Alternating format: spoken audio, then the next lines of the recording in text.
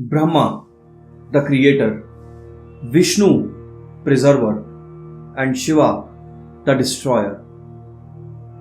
ये तो हम सभी जानते हैं, लेकिन क्या आप जानते हैं कि इनमें इनकी उत्पत्ति कैसे हुई? इनमें से पहले कौन आया? कौन ज्यादा पावरफुल है? ये प्रश्न सभी के मन में होते होंगे। मेरे मन में भी ये प्रश्न आते थे, पर तब मैंने अध्ययन नहीं किया था। तो आइए आज आपको लेकर चलते हैं एक जर्नी पर, जो पुराणों से होते हुए काल रेखा पर जाकर खत्म होगी, और उसी जर्नी के अंदर हमें इन प्रश्नों के उत्तर मिलेंगे। नमस्कार, मैं doctor Varun Bansal welcomes you to Kaal Sutra, your वैदिक कंपेनियन। सबसे पहले बात करते हैं पुराणों की। शिव पुराण के अनुसार एक बार ब्रह्मा जी और विष्णु जी के बीच में एक वार्तालाप, एक चर्चा चल रही थी। उनके बीच में यह बहस हो गई कि कौन उन दोनों में सबसे ज्यादा शक्तिशाली है और उनकी उत्पत्ति कैसे हुई। तो इस प्रश्न का आंसर देने के लिए इन दोनों के बीच में एक फायर पिलर क्रिएट हो गया, अग्नि स्तंभ, और उसमें से आवाज आई कि दोनों में से कोई भी मेरा कोई भी एक एंड, कोई भी एक छोर ढूंढ के दिखाए। तो ब्रह्मा जी ने स्वान, हंस का रूप लिया और वो उस अग्नि स्तंभ का एक एंड ढूंढने के लिए उसके ऊपर की तरफ चले, और विष्णु भगवान ने वराह यानी शूकर का रूप लिया एंड ही डिग डाउन, नीचे की तरफ चले। वो दोनों अपने अपने तरफ चलते रहे for thousands of years, but no use, ना आदि मिला ना अंत। वापस वहीं पर आए जहां से यात्रा शुरू की थी।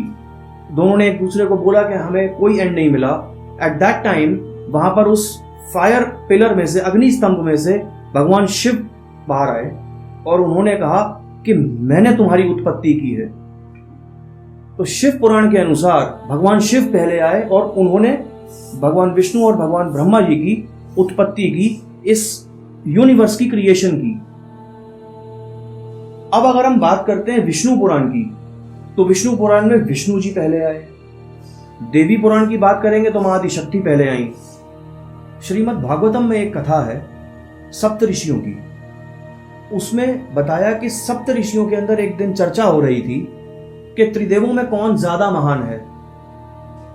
तो महाराज भृगु ऋषि को यह रिस्पॉन्सिबिलिटी दी गई कि आप पता लगाएं कि त्रिदेवों में कौन ज्यादा महान है।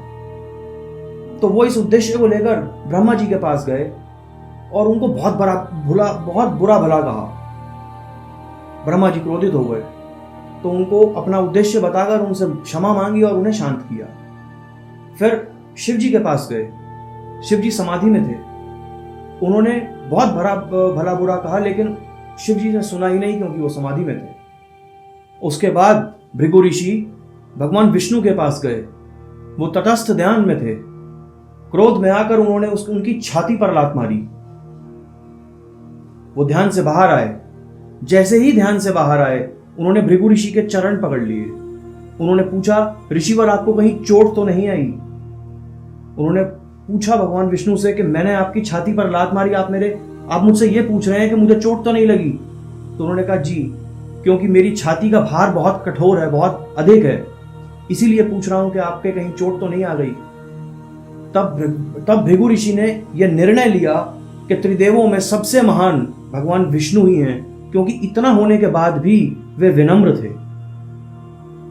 एक और बहुत प्रचलित कॉन्सेप्ट है, हमें बृहद पुराण में और कई अदर संप्रदायों के अंदर भी इस चीज का प्रचलन हमें सुनने को मिलेगा।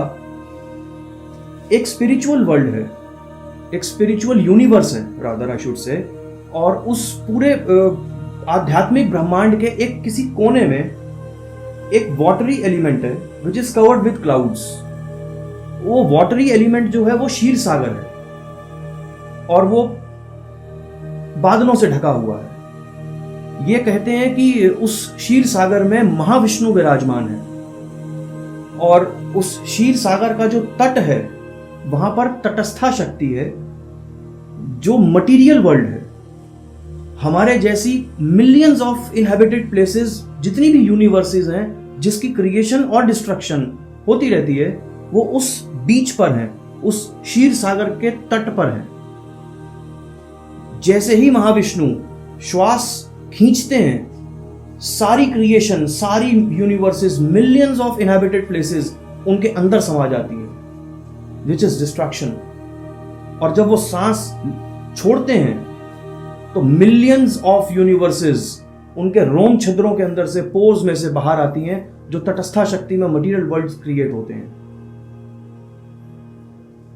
3 तरह के विष्णु हर यूनिवर्स में होते हैं, जो महाविष्णु की श्वास के साथ हर यूनिवर्स के साथ निकलते हैं, जिनके अंदर है शिरोदक्षाय विष्णु, त्रयोदक्षाय विष्णु और गर्भोदक्षाय विष्णु। जो शिरोदक्षाय विष्णु है वो परमात्मा रूप में विराजमान होते हैं अपनी पर्टिकुलर यूनिवर्स के लिए। जो त्रयोदक्षाय विष्णु होते हैं वो जीव की उत्पत्ति करते हैं, पेड़ों की, पौधों की, इंसानों की, जानवरों की, इनकी उत्पत्ति करते हैं, और उनके अंदर आत्मा रूप में, चेतना रूप में शिरोदक्षाय विष्णु प्रेजेंट होते हैं। और गर्भोदक्षाय विष्णु जो हैं, उनकी गर्भ से कमल के फूल के ऊपर ब्रह्मा जी विराजमान होते हैं, जो सृष्टि की रचना करते हैं, हु मेक्स नेचर। तो हर यूनिवर्स के लिए अलग अलग 3 विष्णु, शिरोदक्षाय विष्णु, त्रयोदक्षाय विष्णु और गर्भोदक्षाय विष्णु, जहां से ब्रह्मा जी की उत्पत्ति हुई, ये हर यूनिवर्स के लिए अलग होते हैं। अब बात आती है भगवान शिव की। तो भगवान शिव आए सदाशिव से, जो स्वयंभू हैं, स्वयं रुद्र हैं। हर यूनिवर्स के लिए शिव और महेश भी अलग अलग होते हैं। तो हम ये कह सकते हैं कि हर यूनिवर्स के लिए, हर सृष्टि के लिए अलग ब्रह्मा विष्णु महेश हैं। जैसे मिलियंस ऑफ यूनिवर्सेस हैं, वैसे millions of Brahma, millions of Vishnu और मिलियंस ऑफ शिव हैं। जिनकी पूजा हम करते हैं वो नारायण रूप में है, क्योंकि त्रयोदक्षाय विष्णु की जो जीव की क्रिएशन होती है, उसमें शिरोदक्षाय विष्णु आत्मा या चेतना रूप के अंदर प्रेजेंट होते हैं। इसीलिए कहा जाता है कि कण कण में भगवान है। कंफ्यूज्ड, क्या माने और क्या ना माने? आप कोई भी पुराण पढ़ेंगे, उस पुराण के देवी या देवता को सुप्रीम पावर बताया जाएगा। अब आप कहेंगे कि तो क्या रेलेवेंट है, किसको माना जाए, क्या समझें? Let me try to clear this today. जितने भी हमारे पुराण हैं, पहली बात, ये स्मृति शास्त्रों में आते हैं। देखिए, 2 तरह के शास्त्र होते हैं, एक स्मृति शास्त्र, एक श्रुति शास्त्र। श्रुति शास्त्र वो होते हैं जो सप्तऋषियों ने अपने ज्ञान से लिखे, और स्मृति शास्त्र वो होते हैं जो समाधि की अवस्था में उस मनवंतर के सप्तऋषियों को आए।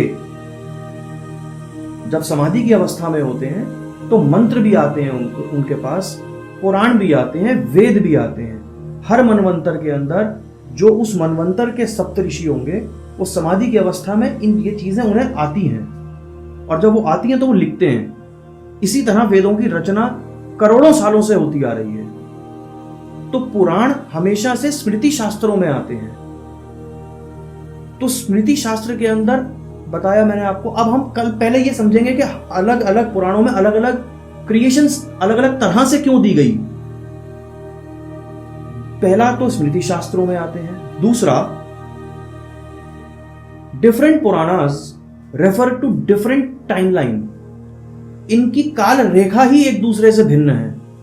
हर पुराण एक अलग कल्प की कहानी बताता है। अब कल्प क्या होता है? कल्प ब्रह्मा जी का एक दिन होता है। ब्रह्मा जी की आयु 100 वर्ष निर्धारित है। ब्रह्मा जी के 100 वर्ष अगर हम ह्यूमन ईयर्स में कन्वर्ट करेंगे तो 311 लाख करोड़ आती है।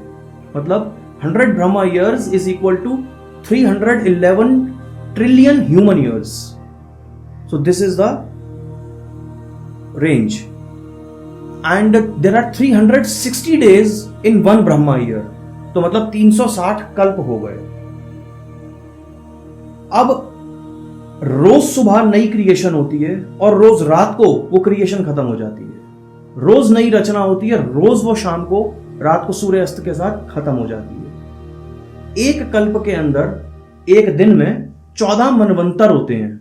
जैसे हमारे यहाँ ह्यूमन ईयर्स के अंदर हमारे डेज में 8 पहर होते हैं, वैसे ब्रह्मा जी के एक कल्प के अंदर 14 मनवंतर होते हैं। एक मनवंतर में 71 चतुर्युग होते हैं या महायुग होते हैं, और एक चतुर्युग में 4 युग होते हैं। एक चतुर्युग की आयु 43,20,000 ह्यूमन ईयर्स है। तो एक मनवंतर में 71 चतुर्युग का मतलब 1 मनवंतर is equal to 71 into 43,20,000, somewhere around 30 crore 67 lakh human years. ये एक मनवंतर है। और हर मनवंतर के अंदर अलग सप्तऋषि होते हैं और हर मनवंतर के अंदर अलग मनु होते हैं, who is responsible for the creation in that मनवंतर। अभी प्रेजेंटली अगर मैं आपको बताऊं तो हम ब्रह्मा जी के 51st ईयर के पहले कल्प के 7वें मनवंतर के 28वें चतुर्युग में है जो अभी चल रहा है। तो अप्रोक्सीमेटली 51st ईयर के पहले दिन के 2 बजे के आसपास का टाइम होगा ब्रह्मा जी की घड़ी में। अब यह बात मैंने आपको इसलिए बताई क्योंकि हमें रेलेवेंस समझ में आनी चाहिए जो हम पुराण पढ़ रहे हैं। प्रीवियस एक्सपीरियंसेस के साथ हम नई क्रिएशन कर रहे हैं तो ऑब्वियसली उसके अंदर कुछ मॉडिफिकेशंस भी करेंगे। कभी शिव जी पहले आएंगे, कभी विष्णु भगवान पहले आएंगे, कभी मां आदिशक्ति पहले आएंगी, कभी ब्रह्मा जी पहले आएंगे, कभी सप्तऋषि पहले आएंगे। तो it is a story, every Purana is a story of a new creation, of a new day. That is why there is a difference, so we should not get confused.